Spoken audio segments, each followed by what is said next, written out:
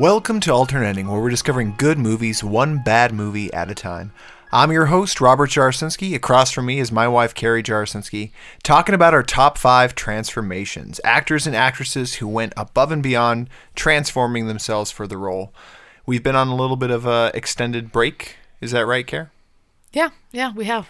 What's been going on? What's the problem? Why is it taking so long? Why are we a week late from our normal debut to our audience? It's a bit of a blur. I don't really know. Weren't you in LA? I was in LA. It's good to see you again. I feel like me being in LA was more of the excuse that I gave for just being lazy a little bit, and that was like, hey, by the way, I'm going to LA, so that will be the reason why. So how was LA? I haven't actually.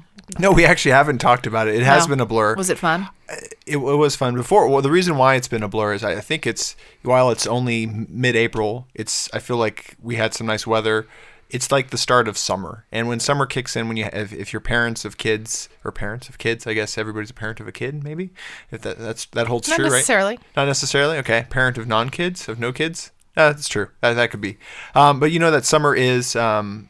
It's a busy time. Like kids want to go out, do all this stuff like that. We've been sick. We've been having friends come over. I've been traveling a lot for work. But really, how was your vacation? It was not a vacation. It was for work. I traveled to LA, and no, it was a blast. The exciting part for me is I'd never been to LA before, so I don't know. Everybody always gives LA a hard time, and kind of says it's a bit of a crummy town and not a great town. I don't know. I actually liked it a lot. The biggest selling point of LA to me was the weather. It is all true what they say about the weather. At least from the point of time that I was there, it was 70 degrees and just kind of cool breeze off the ocean, sunny, partly cloudy, that sort of thing. The weather would be appealing. It is too big of a city to appeal to me, though, like too spread out. Like, what would you compare it to a place we've actually been, or that I've never been to such a sprawling city before, too, with big pockets of urban life kind of throughout. So it has little pockets of different little districts and things like that, including Hollywood being a district of LA. So the way I took it in, my dad joined me out there as well. The way I took it in is we arrived early for a work function so that we could kind of do a little bit of touring. So we took a tour of the city and saw Beverly Hills, and we saw not Malibu, but we drove up Mulholland Drive.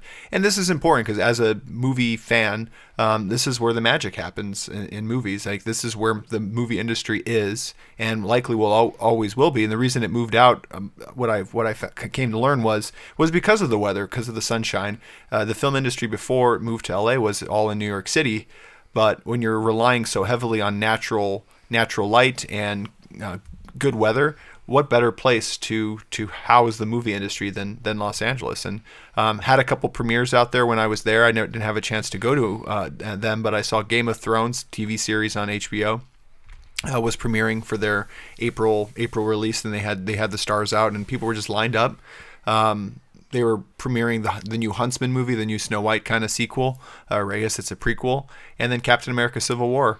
And my dad and I walked around Chinese theater. We saw the stars in the ground, and actually I haven't shared any photos with you really, but you did. You actually did share a photo with me. What photos did I share? What was really nice was as I was driving along, and I think one of our children was screaming for a granola bar, and then the other one was screaming because I think like her pants were too tight and her pants were bothering or something. Yep. So happens to me. As that was happening, I hear these just like repeated dings coming through. I'm like, wow, what is this? And you can't look at your phone while you're driving. So I did the glance over. I didn't pick it up. I did the glance over, and it's all these things. These messages from you. I think it was a picture of a steak. I got a picture of a steak. I got a picture of a large, beautiful home. That was from the Beverly Hills part of the tour. That was Richard Gere's house, actually. Yeah, so I may have not come at the best time to be seeing the slideshow of your trip, but you didn't want to come with me. Also, just for the audience to know, like you had no interest in joining me in LA. I feel like because I have heard. Number one, if I'm going to waste isn't the right word, but if I'm going to use my vacation days and a kid-free vacation, I'm going to use it somewhere other than LA for me. Highlights, food was great to see. I don't think I could live there. It's just not, I'm more of a smaller city type of guy. but really cool to visit. And I think you'd like it for the food. The people were nice. Everybody seemed very nice. It is crowded. It is obnoxiously crowded in certain areas and certain times of day, and traffic is bad. And you hate getting around places when traffic is bad. So it would not be for you. But there were definitely, I mean, I would, of all the places that I saw, because most of the celebrities live on Mulholland Drive, kind of like as you go up the valley, or not the valley, as you go up the hillside, millions and millions, like 20, 30, 50, $100 million homes. That's where the money is. I prefer the Beverly Hills. Sorry, life. I just more thinking my speed. I'm just thinking how you're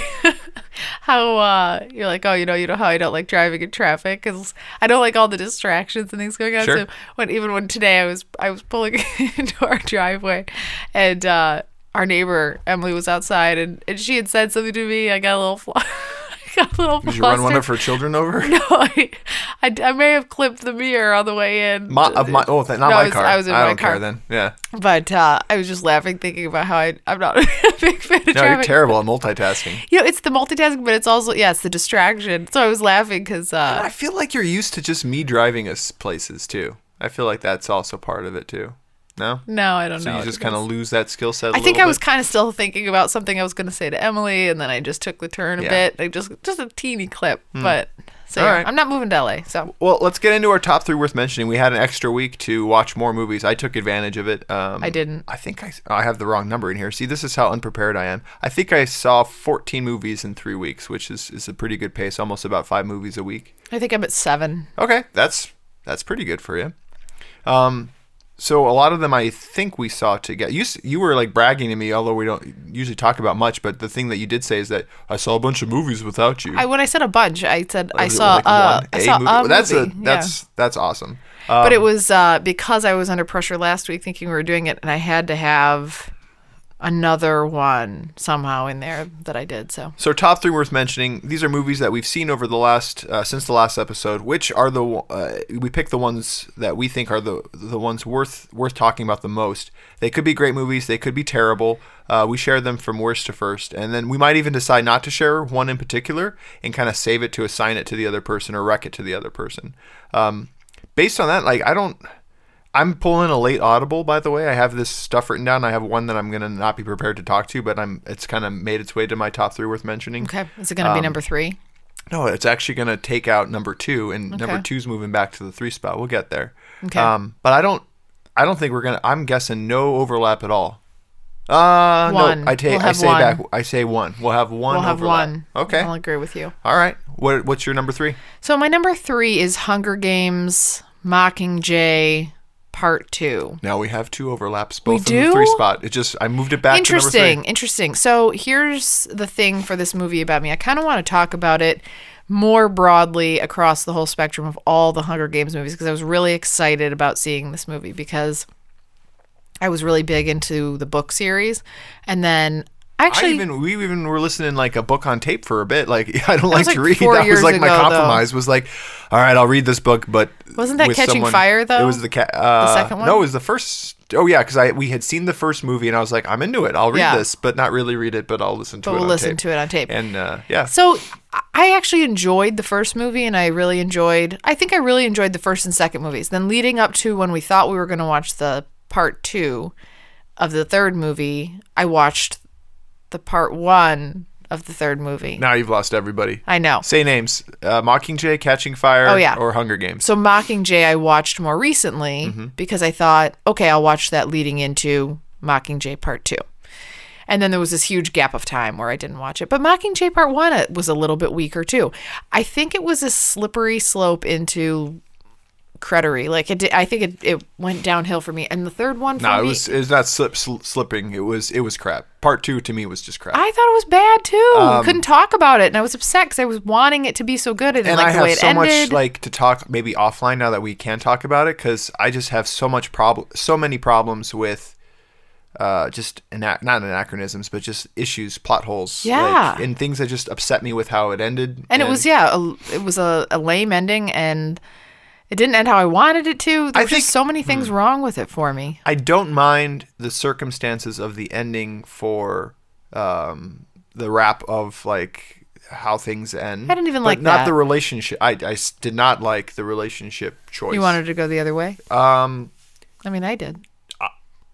it's not so much I wanted her to go the other way. I was like, no, you can't go the way that you went for like So many reasons. Like now that's like off the table. But then they took away the other guy for a reason too, which they kind of just slid in there as well. And it's like, oh yeah, I guess I did do that thing. It was just, so all I really want to say about this movie. So if you haven't seen the Hunger Games series, here's my challenge. And here's what I would ask you is, so can you watch 1 and 2 and just say stop there? You can't. You have to say you have to watch all of them, right? I think you could, in a vacuum, you could just watch Hunger Games. You could. Just the original. But I feel like, would something right. be missing there by not watching? I don't know. You might be curious on, because she doesn't end up with anybody after the first one necessarily. Yeah. So no, I guess you would need, I mean, that's the thing that keeps you going. But it's hard. The third one, I was so little a fan of that I wouldn't even want people, I wouldn't recommend that to people. Yeah. So it's tough. But I'm a completionist, and like I needed to finish it. I needed to see how this ends. And unfortunately, Joe Vigil and I were talking about this too, as I started the Divergent series, and I have no interest to continue. No. But I feel like, I've got to finish it. Like that's one where, because I thought it would end similarly to this in the sense of a letdown, I just cut myself off on that one. No, I've heard Divergent's following the same path, and it was already starting to be, already a worse movie from Jump Street. So, I don't even want to. But for other people who haven't actually started the series, I'd recommend starting it and seeing how into it you are. Your dad even liked like the first one. Yeah. So really a mass appeal to, and your dad's a tough customer. But I think that sometimes I think they can start to go on the cheap because they think they have the hook. I don't think it was a lack of expense. The graphics and all the visuals were cool. The acting was fine. It was literally the story. So you know what begs the question to me is, for someone who has read the book, and maybe we'll chat with Kelly Barnes, who's read it, I believe, and maybe Joy, did the book...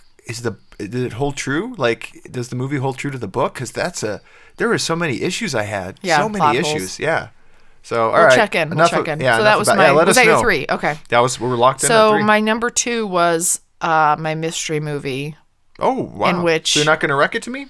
No. Or you guess you still could if you really wanted to. I'm not going to. Is the movie Man Up. Oh, you saw Man Up? I did. So we could talk about this. You've seen it? I've seen Man Up. Oh. I'm glad you didn't wreck it to me. And now I can jump on board. Wait, when did you see it? Oh, this was a while ago. Oh, and so that means it didn't make one of your lists. I think I might have left it off a list. I don't remember when I saw it. It might have even been before we started the podcast. So okay. It kind of... Okay, so I'll give a little synopsis, and then you can tell me a little bit what you think about it too. But it's Lake Bell, who is the gal from In a World, which is a voiceover movie that we saw a million years ago. That is awesome that you're dropping that one. People should remember check that out. Yeah, I like In a World. In a World. You do the voice. You do it better. In a World. Maybe you don't do it better. No, what do you mean? That was... Here, I'll do it. In a World. This is why, much like in the movie, why the females can't hang with the male voiceover artists. So anyway, the Lake Bell, who I think is a really funny, like if you're looking out there for funny women comedic actors, I think she has really good timing, very good dry sense of humor. She is sarcastic. Your type of sense of humor. Yeah, I find her very funny. And also Simon Pegg, who I also find very funny.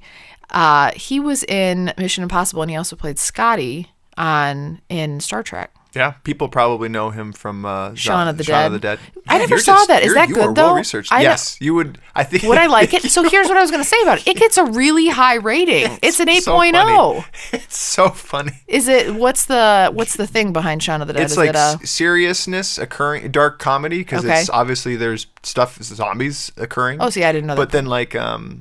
But then like humor thrown in with British dry humor mixed in.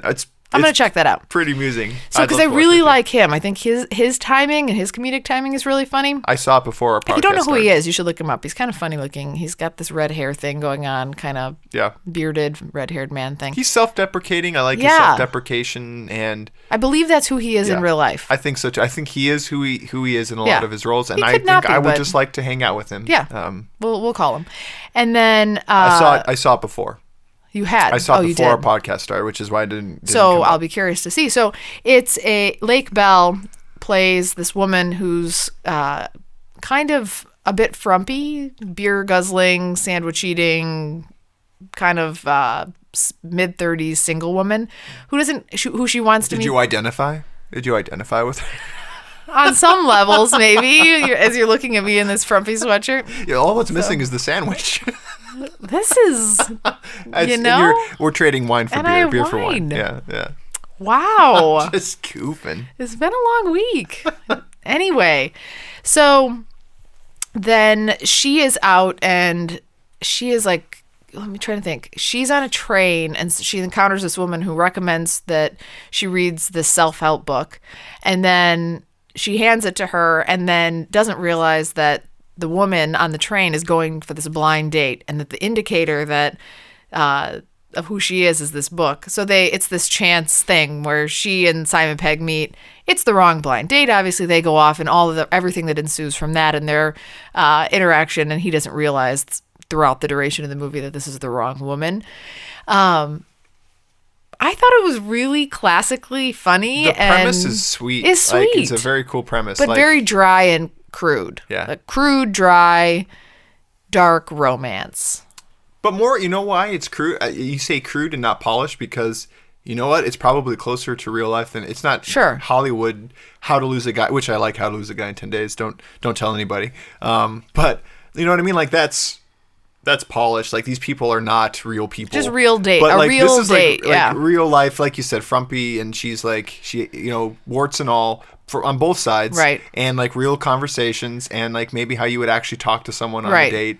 Versus the How to Lose Your Guy in 10 Days, kind of like everybody's perfect. And, exactly. It sticks with me a little bit. Yeah, I enjoyed it. It was one that I'd recommend. I mean, for me, it's probably in the 3.5 range, where I think a lot of people would think it was funny and on some level could identify. I'm probably talking it up a bit too much. I have it as a 2.5, and retrospectively, like I think it could maybe move to a 3, but I think I'll keep it at a 2.5 on my rating system. But it's like 2.5 for me is like I'll watch it for free. You're getting me excited. So you're getting me excited talking about it. I think when I originally went in, I had 3.25, but then you've been you've been talking me up on it as well. Yeah, stick with your gun. But it's free for me at 2.5. If it's free, throw it on. Like if you got nothing else going on, it's definitely a good one. And a date movie too. At that, like I think two people could get enjoyment out of it. It was good.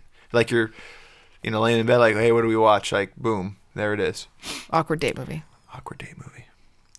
Your number two is the one. You're taking my number one. I know it. No, I doubt it. It's Lego Movie. I did some soul searching on this a little bit, and I think the problem is we watched it both times now with Abby, and I don't get, I'm distracted. I'm prepping pizza or I'm doing something else and not really into the movie.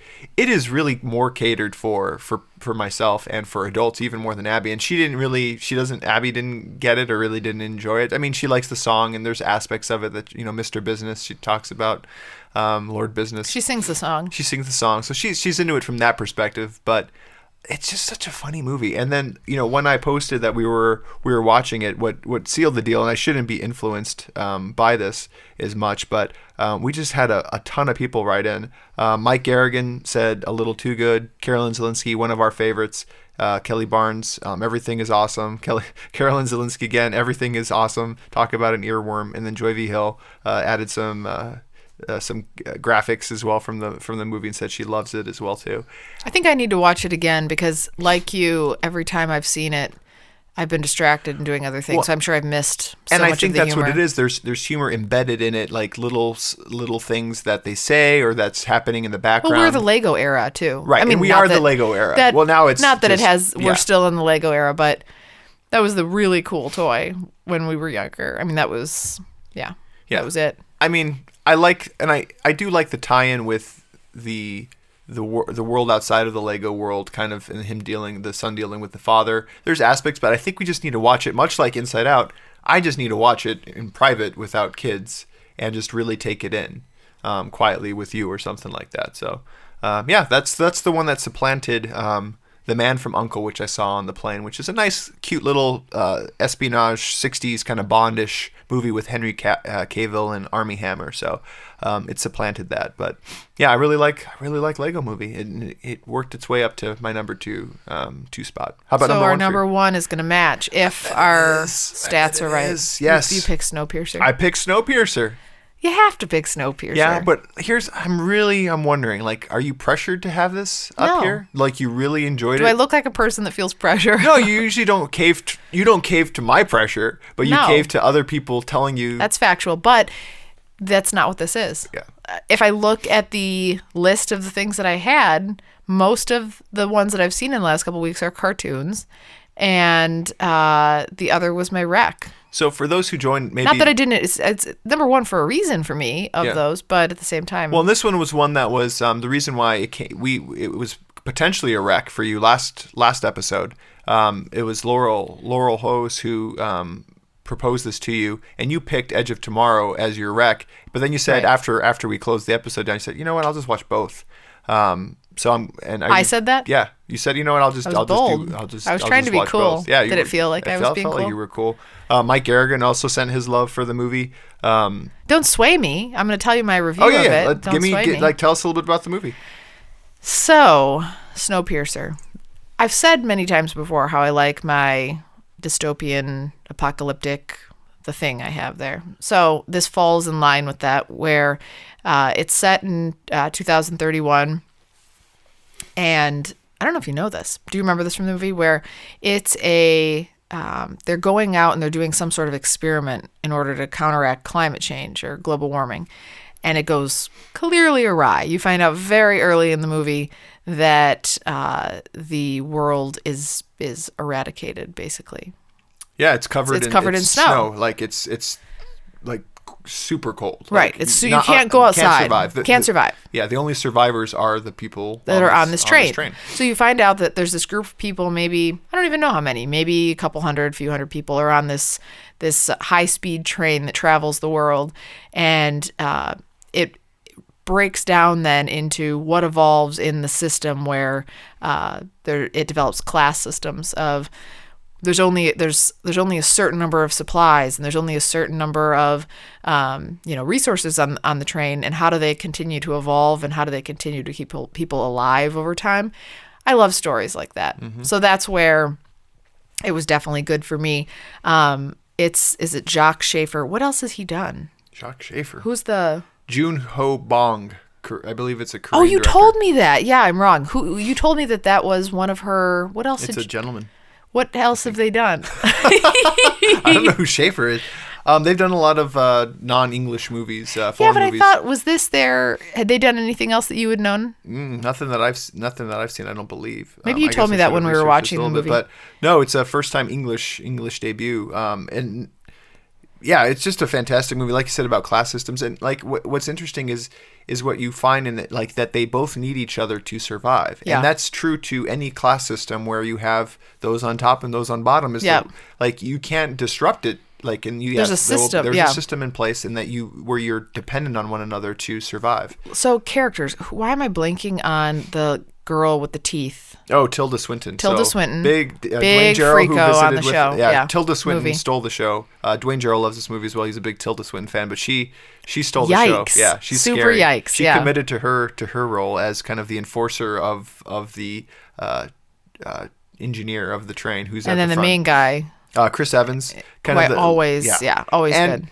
They had he almost didn't get the part because of how muscular he was and like how chiseled, That's good looks he is. But they had a tough problem to have. But they managed to kind of dress him down a bit and kind of put a little ash on his face. I guess that did it. I'm sure you still were okay with him, with his looks. But yeah, Chris Evans stars as kind of the leader of the rebellion, of the lower class. Yeah, lower class rebellion. Right.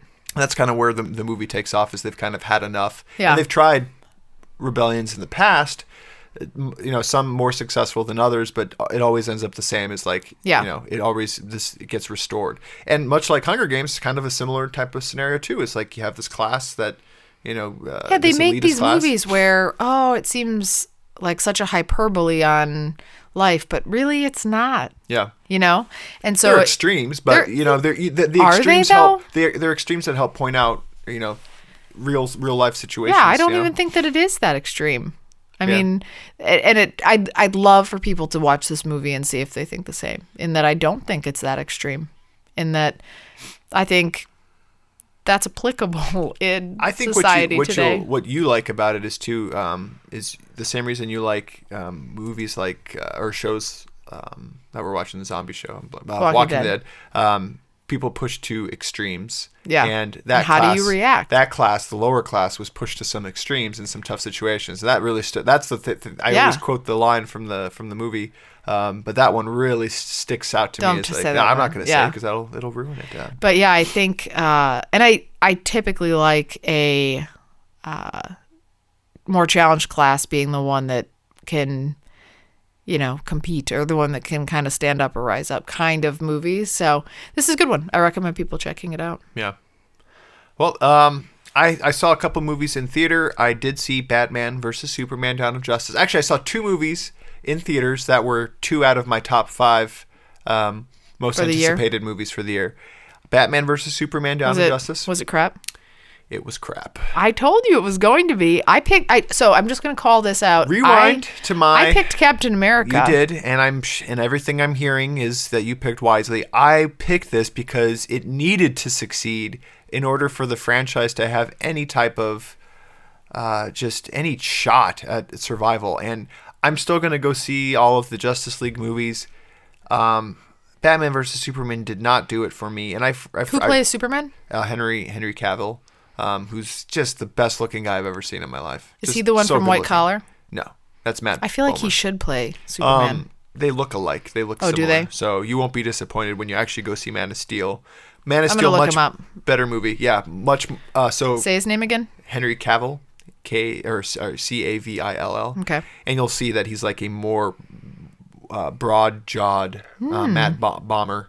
Yeah, good, handsome guy.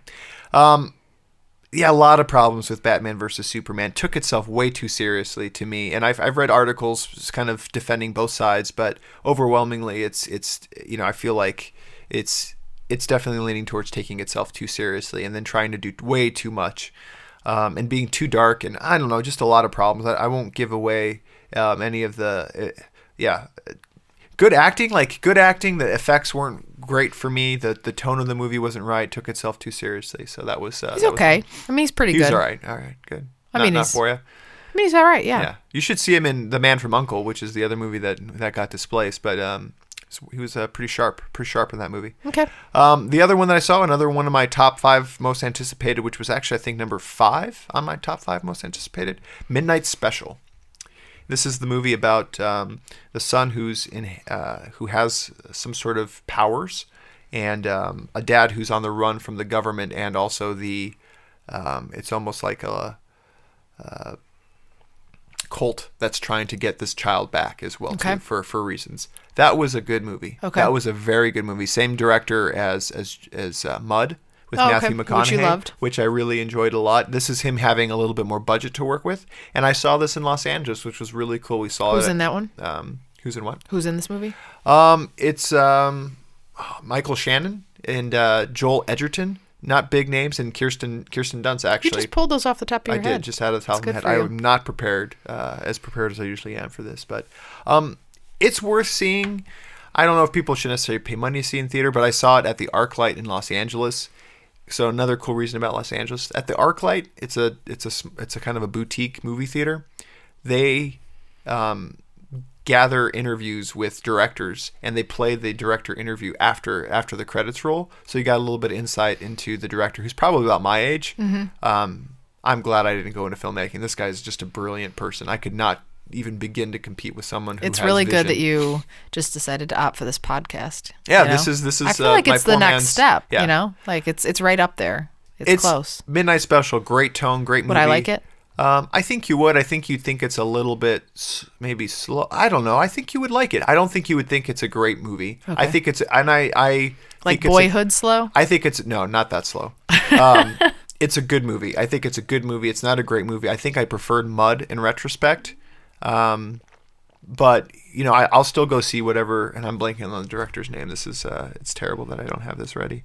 But yeah, I would probably go see anything he has planned, because it's just a good he's a good he writes and directs all of his own stuff. Jeff Nichols, that's who it was. Jeff Nichols, writer director. Check out Mud if you haven't seen it. Midnight Special, good movie.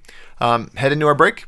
Yeah. Cool. After we get back, we'll jump into our top 5 transformations. Actually, before I do, I did want to say I saw Hot Tub Time Machine Part 2, awful movie. Skip. All right, go to music. Cue to music. Mojave. Cue to music. No, Mojave I saw on the plane. It has, I said I'd see anything with Oscar Isaac in it.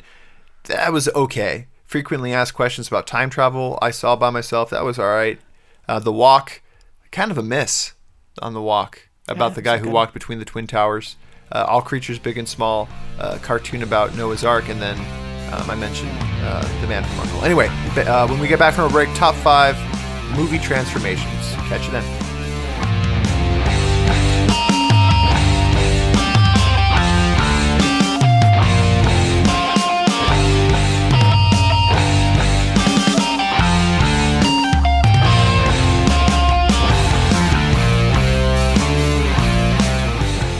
Welcome back to Alternating. Remember, you can find more details about all the movies we watched at our website, alternatingpod.com. That's alternatingpod.com.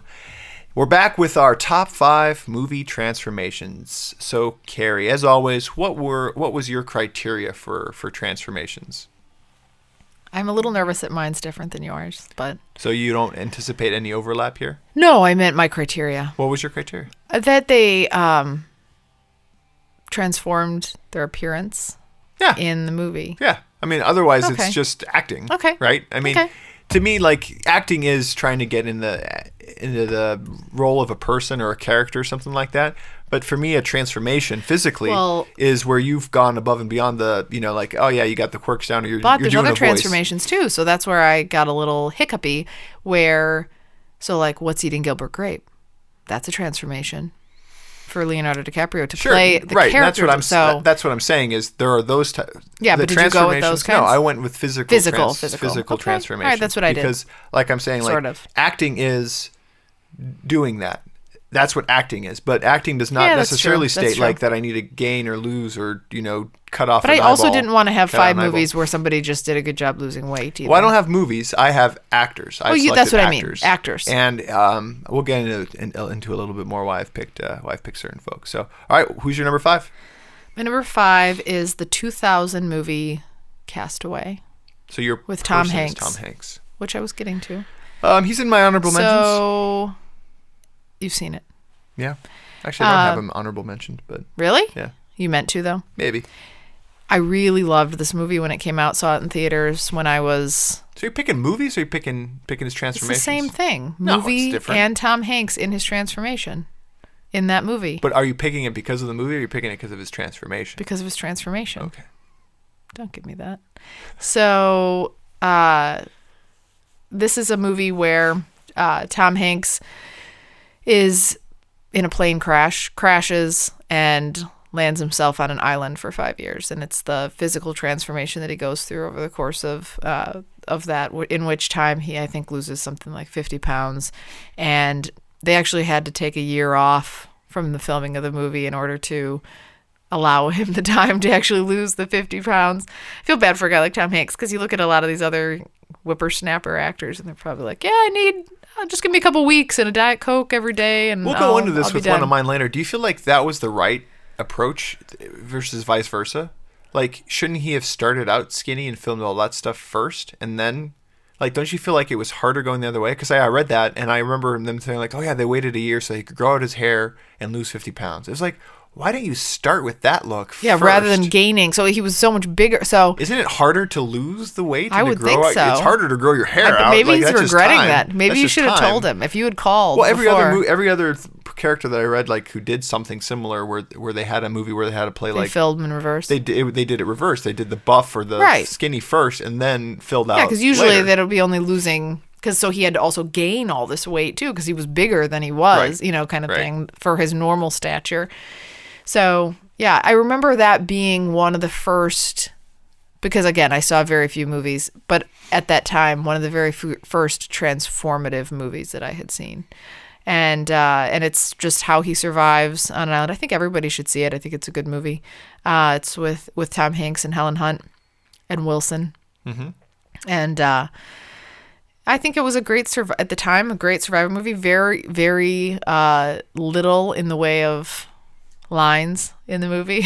Yeah, not a lot of talking. It was very sad. But so I remember thinking that too at the time, how they made a movie with such a small script, and yet you're completely engaged that entire movie. I thought that was pretty awesome. No, it was a good movie and good transformation. The problem for me was looking at the photos. Even with the weight loss, he did not look too gaunt to me. I don't know. He didn't look frail. He's also a lot older than other people, you know. Yeah. No, good pick. It was on there. What's your number 5? Number 5 for me, Jake Gyllenhaal. Jake Gyllenhaal has transformed several times before our eyes in several different roles. The roles in particular that I want to call out was most recently for Nightcrawler. Actually, there's 2. Nightcrawler, he lost 30 pounds. Jake Gyllenhaal is about my size, my frame. He's probably a little heavier, like normally around 180, 185 pounds, maybe 190 pounds, something like that. He lost 30 pounds for his role in Nightcrawler to depict kind of like a creepy paparazzi style obsessed person who wants to capture like terrible things that happen so he can sell them to like a local news station. And just his appearance after the weight loss and everything like that, his gaunt face, and then right away afterwards to go back, get back to his normal weight and then gain 45 pounds of muscle for a boxing movie that he did, which I don't have in front of me, so I'll be looking up as we speak. It was just really incredible to see his transformation. I remember seeing the photos for his movie that I'm pulling up right now. Southpaw. Terrible. I know, it's terrible. I'm not prepared I've never today. seen this side of you. Southpaw. Boxing movie. I remember seeing the clips of the pictures hitting the internet and being like, who is that guy? He's so jacked. And lo and behold, it was Jake Gyllenhaal put on a ton of muscle. And he's done this before where he's transformed. He's gone from he for all of his roles, he does the physical transformations that are necessary, and he pulls them off really well. So those are my 2 for Jake Gyllenhaal that come to mind. Number 5. Number 4 for you? I wonder if it'll be on yours. Rooney Mara? Do I have her on my list? No, I do not have her on my list. The but girl I know with what the you're dragon talking tattoo? about. Yeah, pretty that's crazy. True. Pretty crazy. If you, I think everyone should look at a Google image of her. So she had just a haircut and some makeup and some piercings. and many piercings, piercings. Did she get those? Yeah. Oh, then never mind. In painful places. I take it back. Yeah. What? She got them in all the places that the character in all had? the places. Wow. So here's the other thing about it. I concede. Yeah. So first of all, super creepy. She lost a bunch of weight, hair, pale. I mean, just everything. So she looked physically transformed. But then again, the piercing sealed the deal. So yeah, piercings in all places. And then on top of it, I think afterwards she had maybe a portion of the piercings removed, the visible ones. And then she decided that she was going to leave the non-visible piercings in because she was really worried they were going to have a sequel. And she was like, those piercings should never be repeated. Like, I'll never do those piercings again. Oh, wow. Good So she actually left. Yeah. She left the unseen piercings. This is good intel. This is good. Just in case you ever run into Rooney. Okay. Yeah. Wow. So movie about, so we saw this years ago. She plays, it's Rooney Mara and Daniel Craig, and they play 2 people who are, I think, sort of investigator type people who are trying to help this wealthy guy find this long lost, I think, granddaughter, right? And so he wants to know what happened to. He wants to know what happened. 40 years have gone by. She's been gone. And so he hires these 2 investigators who come from 2 totally separate walks of life to investigate. And to me, it was, for me, it was a hard movie to watch at the time. David Fincher movie. Yeah. So, David Fincher, who also does a lot of movies that you like, and I like, Seven and Fight Club. I think it's a movie worth seeing. I had read the book, and I preferred the book to the movie, but it was so much to condense, I think, into one movie. So worth reading the book, I'd say, if you're into that.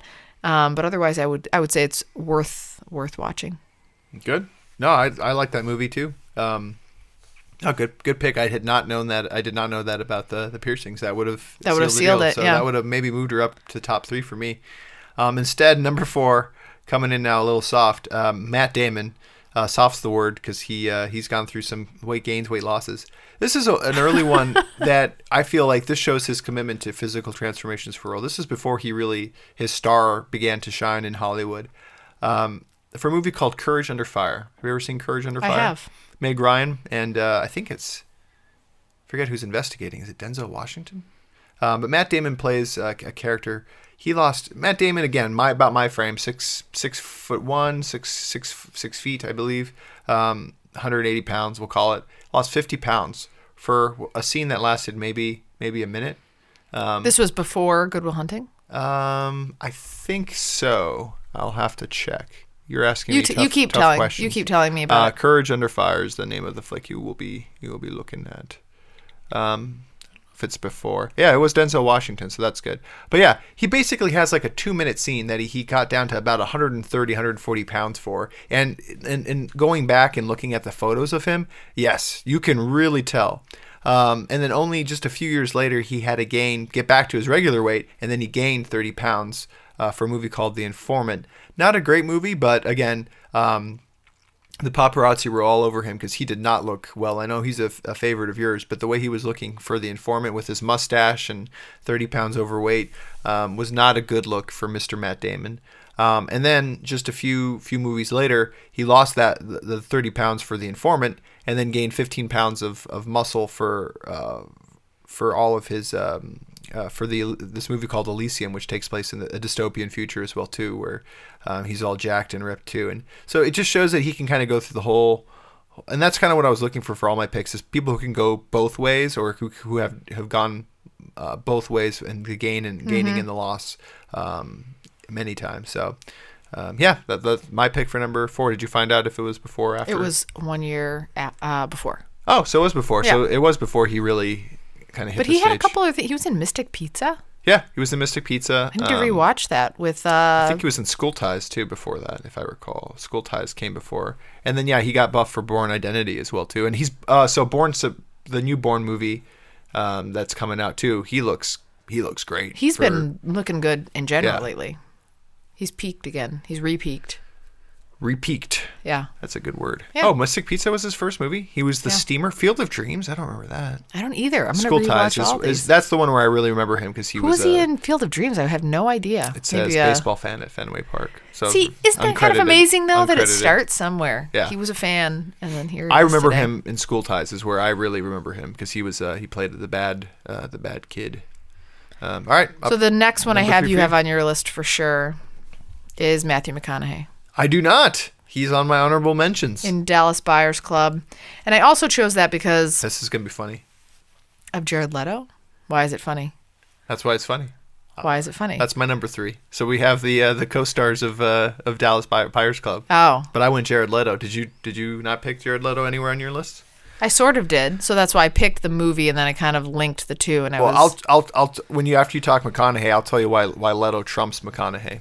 But I'm sure he does. I know he did the weight gain thing too. Oh, so you know about the weight gain. So you did your research. Okay. Well, I didn't do my research. Yeah. You talked about that a bunch of times, about how that was really hard for him to lose weight after he gained weight. So then I'll go first. Okay, for since you're kind of spoiling it for you. Yeah. He lost. So again, all these guys are about my frame. I think Jared's more probably in the 5'10". You keep comparing yourself. 5'10". He's probably more like 170. To all these actors. Normal.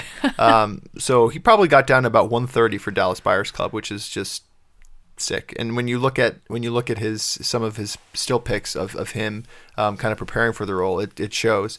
But the weight loss is only second to the weight gain that he had in the movie called Chapter 27, where he played David Chapman. He gained 67 pounds, all right, for this role, and he looks not great. Do you feel like the weight gain is less of a accomplishment?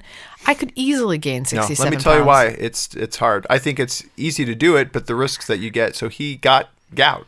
He had gout as a result of his weight gain, and then he was put on Lipitor. I know, but the speed in which, and he said too, he used to have a 6-pack, and he said at the time, I remember hearing this, and he's like, I gained the weight so quickly, and I was so unhealthy that I can't get the look that I used to have before. Like I've now ruined that part, and I think that it's like boo-hoo. that has been we've seen. Well, it's been dispelled. Like I've seen him. I've seen him since, and it looks like he's managed to get back on track. But he said that was harder than losing the weight, was gaining the weight, not the act of gaining, but the way you feel. I'm sure I would agree. Is worse than the way you feel in the losing, and getting even to that 130 weight for him was worse or was better than the weight gain of 70 pounds. I'd like a chance to try and just gain 30 pounds for a show, though. Talk about Mcconaughey. What did he do? So I did him he's been in a couple transformative movies, but specifically in Dallas Buyers Club, Matthew McConaughey plays. He's like a rodeo guy, right? Yeah, he starts off as like a Lothario, rodeo guy. What's that? Lothario. We joked about this last night. You thought I was making up words. I've already forgotten. Oh yeah, and then you Googled it, and it was a word. That was right. Yes, I've already forgotten the meaning though. Someone who kind of like takes advantage of women. Right. No, that was Nothario. That was nefarious. Nefarious. I taught you 2 words last night. It was great. I really am going to start listening when you talk soon, but. He's a lover. He's a lover. A Lothario. Which is why he ends up. So he's kind of a womanizer, promiscuous dude, and he, in real terms, and he works at a rodeo in Dallas, and I think it takes place in the 80s when HIV is a little less talked about or more stigmatized, I guess, at the time, and so he ends up. He's sick. I mean, he's sick early on and starts fainting and seeking medical attention. And then in that, he finds a drug that actually helps him to feel better. And then the movie revolves basically around, he starts trying to get this drug for other people. Mm-hmm. So he starts trafficking this drug from Mexico over to help other people that have HIV. It's not illegal to possess it in large quantities. But it's not approved. You can't sell it. No, you couldn't sell it. So the way he got around it was he started a club, and you pay membership dues for the club, and it's like $400 a month. As part of your membership dues, you get some things to keep you alive. So he found a way to work around the system, and he was saving people's lives. Right. And the government was big on trying to shut this guy down. Who, yes, he was breaking the law technically. Right. It's a true story, though, right? Yeah, he was helping a lot of people in the process. So. Yeah, and it's a thing that I thought it was a good movie to see. I have a tough time with movies like that for some reason. Jennifer Garner in that too? Yeah, she was in that, and then somebody else was in that. Oh, Jared Leto. Yeah. Yep. So Jared Leto was the other one. He plays a transvestite, right? Transgender. Transvestite, yeah. Woman. and not sure if we're using the terms correctly. Yeah, because we'll check back later. She's a woman. Right? Oh, gosh. Let's not. We won't go down. So let me just disclaimer. I haven't seen this movie in a long time. So it's been a while. So I think it's worth seeing. It was 2013. It got an 8.0. It both won 3 Academy Oscars. Awards. Three Best Oscars. Actor and Best Supporting Actor. And again, the transformation there, I think, was great. Matthew McConaughey really put on a great debut or show. All right, number 2 for you. Didn't I just go? No, because I did Leto. You forced me to go first. Oh yeah, I forced your hand. Talking about my weight gain. Right. So this next one you for sure have is definitely 100% Christian Bale. I do have it, and I'm. Is it your one though? I'm willing to talk about it until we get to my number 1. Is it your one though? It is my number 1. So just you take it. You don't mind? Is it The Machinist? It's more. But is that than The kind Machinist. of what you're talking about? That is the greatest physical transformation. So why don't you talk about it? Yes. So The Machinist. If you haven't seen The Machinist, for the physical transformation alone, you need to see it. It's actually a pretty decent movie. That being said, it's a good movie. Very good movie. Yeah, I'd say good, very good, not great. I wouldn't say, I don't know anybody who thinks it's great. So you're going to make fun of me. Christian Bale is my height and normally my weight, around 180, 185.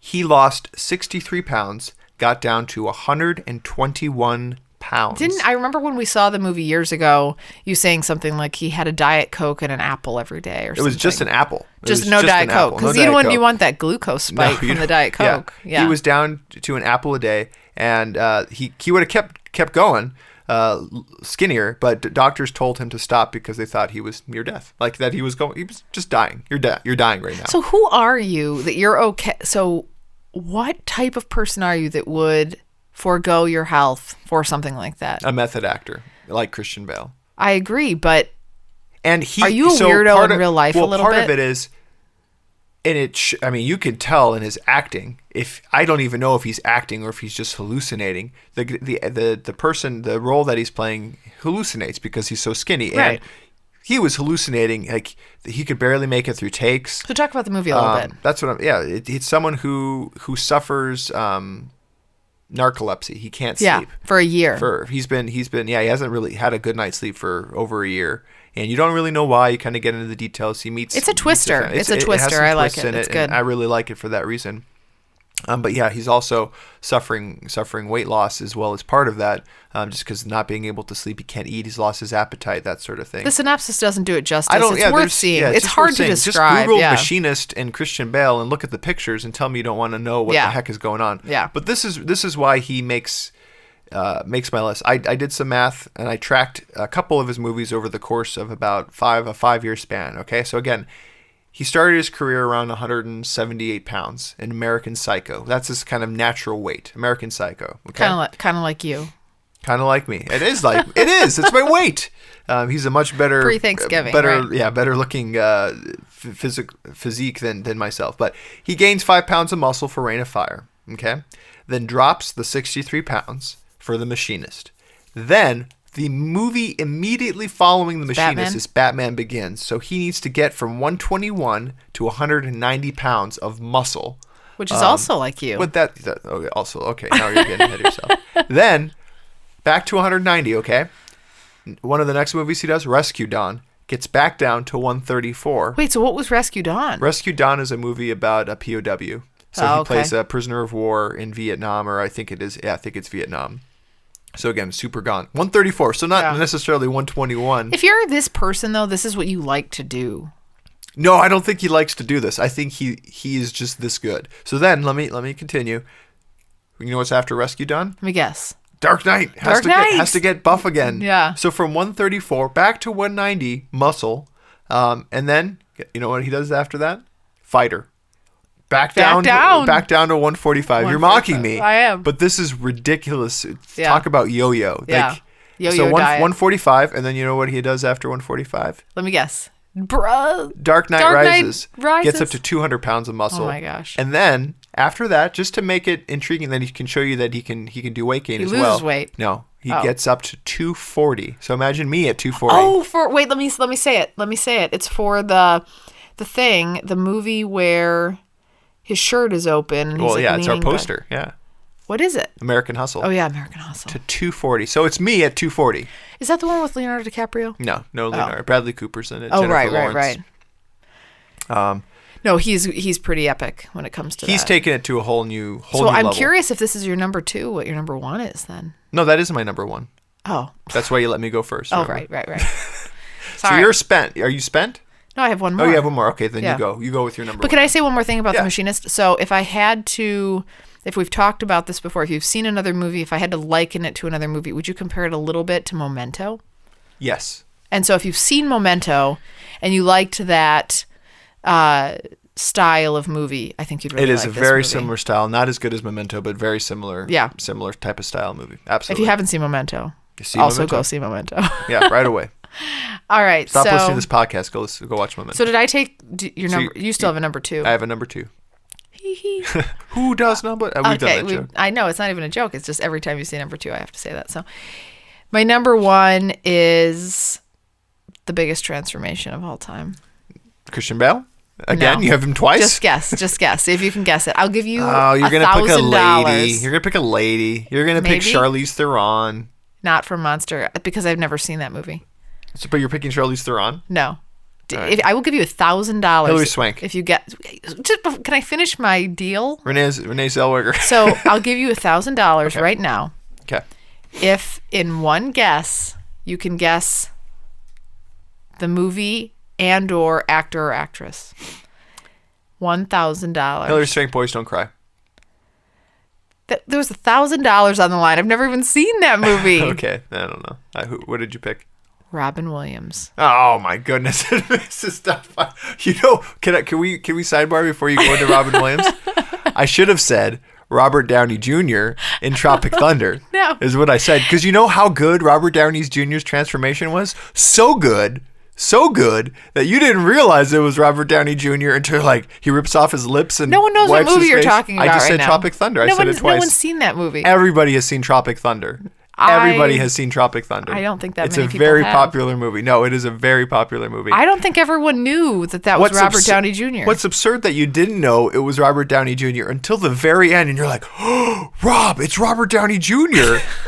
And you're expecting us to have a similar reaction. Yet, if you were actually watching the movie, it actually explains that like the whole point that he's a method actor who does. Okay, so all right, gets into his role. He's had this dramatic procedure to get his skin. He's a black man. He's a black man. So here's the thing about that, though. That should be the greatest for you.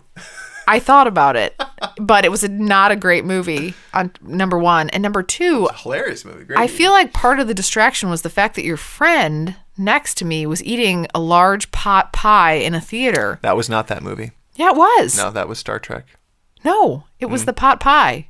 So he's sitting there eating this gigantic pot pie in his lap that he ended up taking to go in the movie You've theater. lost all credibility. That was Star Trek. It was Star Trek. It wasn't. It was this movie. So anyway, long story short, I feel like the pot pie was a distraction. Whatever you need to get yourself through. So Mrs. Doubtfire. Mrs. Doubtfire. Let's go back to another absurd pick. I don't know how everyone's going to agree with me on this What one. physical transformation did he have to do? Oh, what do you mean? What physical transformation? It's like that's exactly what it is. Putting on some makeup, wearing a bodysuit. Mrs. Doubtfire, 1993. He should, if he gained the weight to look like an old lady, and he aged himself, like he actually did age himself. He went back in time so that he could age himself forward, and then. So here's the other thing: we didn't actually classify how to define this. Like that is a movie transformation.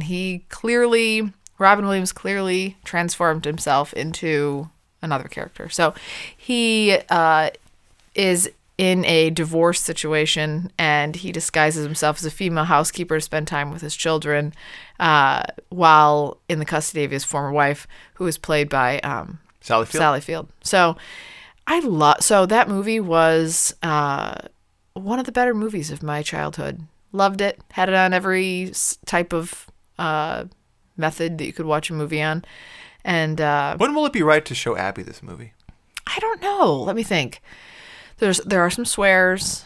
There's the. I think Abby would find it funny. I think she would too. I think she'd laugh a lot. I probably watched it so it was 93. So I probably watched it when I was 10. I mean, she could probably watch it when she was 7 or 8. She's much more mature than I was. I'm looking forward for her to see this movie. Excellent movie. Yeah. Everybody's seen it, but if you haven't, you should. I remember thinking at the time Robin the transformation was pretty epic as a kid too. So I was a year older, so I was 11 or whatever it is. And I remember him sitting in the makeup chair with his friend who's a makeup artist. And no, it's his brother-in-law. Or brother. Yeah, or it's his brother. Yeah, it's his brother and then his brother-in-law or something like that. Such a good movie. Classic comedy. Do some lines. Throw some lines out. I'm putting you on the spot. Do it. Yeah. What do you mean you do voices? What do you... I do these all the time to Abby. Those are run by fruiting. What do you mean you do voices? I do voices. Yeah. We're happy to be in America. Don't ask for a green card. I'm a hot dog. See? That's solid. Yeah, thanks. I miss Robin Williams. I do too. Yeah. I do too, and that's part of it too. Yeah. It makes me sad thinking about him being gone. Good pick. What's your number 2? My number 2 was the Christian Bale before Christian Bale. Before Christian Bale was doing it, it was Bobby D. I don't even know who that is. Bobby D. Robert De Niro, also method actor. He followed a similar path, not as widespread, not as many times, but for Taxi Driver and Raging Bull is what I'm really picking Robert De Niro out. For Taxi Driver, imagine he's about 180 pounds, lost 35 pounds, and then drove to get into a character of someone who drives a taxi. He became a taxi driver and drove a cab around for 2 weeks straight, and just to kind of see what the lifestyle was like. And then almost immediately after that movie, he gained 80 pounds of muscle for the role of Jake LaMotta or something like that as a boxer in Raging Bull. And then again, unlike Tom Hanks in Castaway, he gained he was muscular first, and then gained 60 pounds to the point where he was having heart conditions and having major health issues in order for the second half of that movie Raging Bull, which I still haven't seen, either Taxi Driver or Raging Bull. I need to see it. Need to see both of them, but Bobby D was doing it before Christian Bale was, and just a great actor still to this day. I really enjoy watching Robert De Niro and would love to see those transformations in person. So yeah, those were my picks. I also had honorable mentions for Charlize Theron, Natalie Portman, Mila Kunis. Natalie Portman and Mila Kunis, they both lost 20 pounds, and I know that they have small frames to begin with for that Black Swan movie, the ballerina movie, but I just still couldn't move them up to that upper echelon of, like, again, for me, I was looking for dynamic weight loss, weight gain, muscular build, muscular drop-off. Ryan Gosling, a funny story that I shared with you last night, Kara, was, Ryan's a normally just fit guy. He was supposed to play the dad in The Lovely Bones, and for that role, he got cast, and he started putting on a little weight because the character called for a little bit of kind of a heavier, maybe a little meat, yeah. little meatier guy. So he gained 60 pounds for the role. He shows up for his first day on the job, and they're like, "Ooh, yeah, kind of an ugly big guy." Yeah, right? I think we want to go with a different look. So he put on 60 pounds only to get turned away and say that you're not super harsh. Yeah, that's pretty bad. Although I feel like he recovered well. He's doing okay. Yeah, he's doing. Maybe it was one of those bulk sessions that he did. Yeah, he used that because he's fine now. You ready to go into our rec segment? Or you want to take a little break? Let's take a little break. All right, taking a break. After this, we'll be back with our assigned rec. So stay tuned.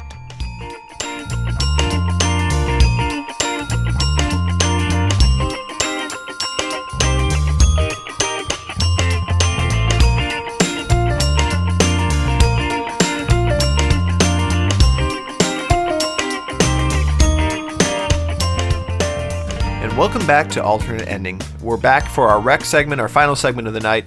Going to be talking about the movies that we assigned one another last episode. So, Kara, you assigned me Knights in Verdanthi? I still don't really know. Didn't we already talk about this? Maybe we did. No. Is this just what you last assigned week? me. Yeah, no, it's the problem with having an extended period.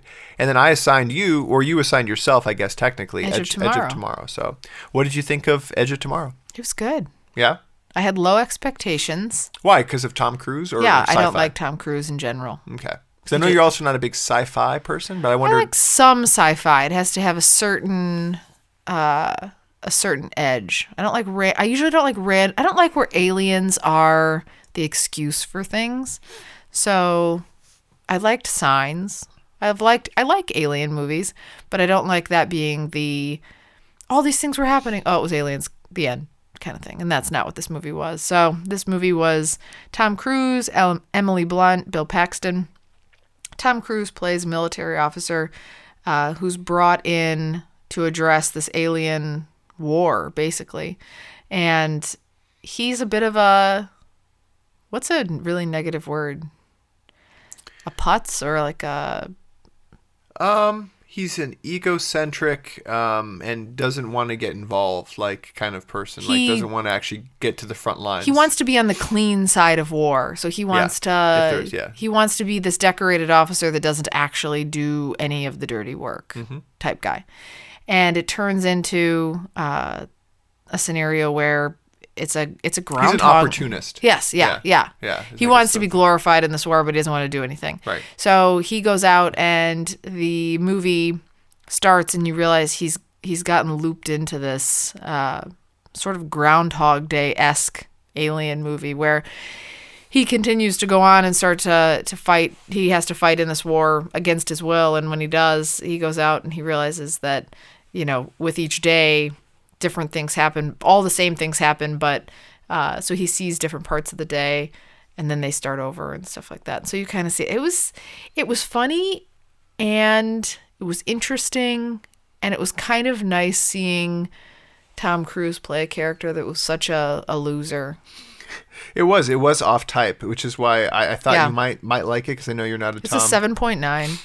Yeah, it's great. We had a lot of people write on this too. Joy V. Hill, Mike Garrigan, they all liked it. Andrew Jones, It's Rachel, a good movie. Rachel Scatia. They all said that they loved it, and I love it too. And it was a bit of it was not marketed well, so it didn't do well in theaters. But Doug Liman is the director of this one, and he's done just tremendous work in the past. And people most know him for probably Swingers is where he got his start. But he's a great director, and coupled with Tom Cruise kind of playing a little bit off type, I really love the tone of the movie. Emily Blunt's in it, kind of playing a tough female character. I really liked it a lot too. Yeah, thanks for that one. It was nice of you. You got it. And you handed me Nights in Rodanthe. Nicholas Sparks movie, 2008, hour 37 minutes. IMDb gives it a 6.0. Rotten Tomatoes butchers it with a 30%. Directed by George C. Wolfe, who's done nothing else and probably will never do anything else.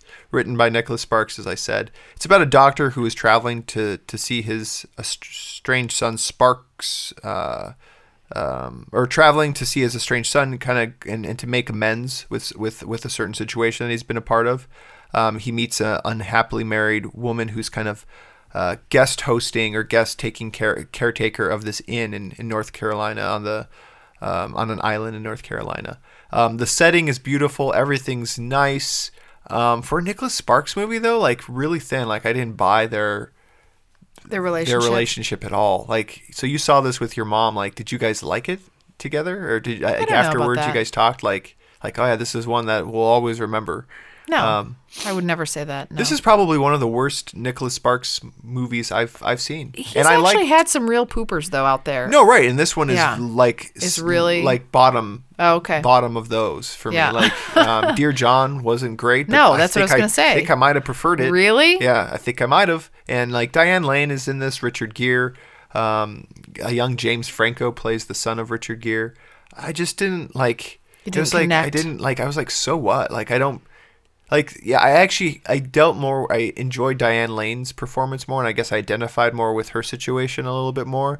But to, like, have, like, this, like, it was supposed to be, like, they know each other for a little bit of time, and then the relationship continues without seeing each other for a while. And, like, the onset, what happens during that course where they've seen each other for the 2 or 3 days isn't enough to make me think, like, yes, to write these love letters and, you know, all of these things that happen after the fact, like to continue that relationship on virtually. There was no enough flame for me to keep it going past that. Like, how do they connect? Like, what was the reason? Other than a storm that sweeps in, it's like, oh, now we're in love. Like, so it wasn't your favorite. No, it was not my fave. But yeah, I'm thanks for trying. I'm gonna give you a good one this week. I wasn't really trying. What it was more of me doing is, again, trying to show you a movie that I keep trying to harness movies that you haven't seen that I have, which is hard for me to do, but I found one this week. And I found one too that I held back from my I have a gem for you. All right, what do you do you want me to go first, or I'll go first. Okay. I've seen Raging Bull. Oh, you have? And you have not. Okay. I feel like I need this push. You've seen it? I have. And what'd you think about it? All right, don't tell me what you thought about it. I won't tell you what I thought about it. Okay. But yeah. Well, thank you. I saw it pre-Rob. See, this is the kind of push that I need to see these types of movies. Like, I need it assigned to me, because I'm not going to make the time for an older movie. I'm just not. It does. I will say that I'm curious to see on your opinion. So I had it written down. It's here on my computer, and then when you brought it up that you needed to see it, I was like, I didn't mention, but Tom Hardy, it was one of my honorable mentions for Transformations. I'm giving you a Tom Hardy movie. Let me guess. I don't even know why I'm guessing. I don't know. Is it where he plays Bane? Bane, I am Bane. No, we've seen that movie together. Dark Knight Rises together. No, I'm assigning a movie that I saw, a little independent movie called Locke, Locke. Locke. Okay. It's a lock for you, Care, that you will enjoy it. And you've seen it.